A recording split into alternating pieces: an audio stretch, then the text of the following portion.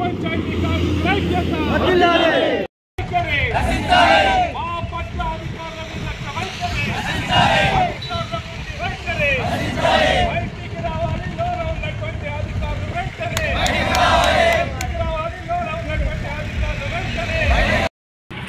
మీరు గత 10 రోజుల నుంచి మాకు రావాల్సినటువంటి వేతనాల్లో కోత పెట్టి ఇవ్వటం జరుగుతుంది అని సమ్మె పాటను పెట్టారు. ఆ యొక్క సమ్మె పాటకు మీరంతా కూడా న్యాయమైనటువంటి సమస్య ఇది. ఇటువంటి సమస్యని సృష్టించిన వాళ్ళు ఎవరంటే జిల్లా అధికారులు, ఇక్కడ ఉన్నటువంటి స్పెషల్ ఆఫీసర్లు. గతంలో 12,600 నుంచి మొదలుకొని 17,000 వరకు కేటగిరీల వారిగా మీ అందరికీ కూడా వేతనాలు వచ్చేవి. అంటే అప్పుడు పాలకవర్గాలు ఉండేవి.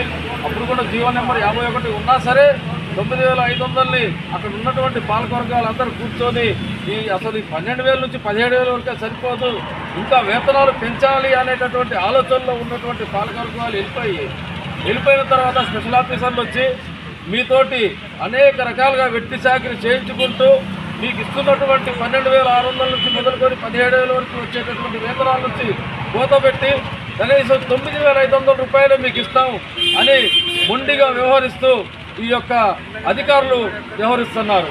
దానికి మద్దతుగా ఈరోజు మేమందరం కూడా అఖిలపక్ష సమావేశం సిపిఎం పార్టీ కానివ్వండి, సిపిఐ పార్టీ కానివ్వండి, అలాగే కుల సంఘాలు కానివ్వండి, ఇక్కడ ఉన్నటువంటి చాలామంది ఇంకా యువత, టీఆర్ఎస్ పార్టీ అందరం కూడా ఒక తాటిపై వచ్చి కార్మికులకు అండగా నిలవాలి.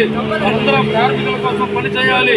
వారికి వేతనాలు వచ్చేంత వరకు కూడా వారి తోడు నీడగా ఉండాలని ఆలోచన చేసి ఈరోజు అందరం కూడా మీ వెంటనే ఉంటాం.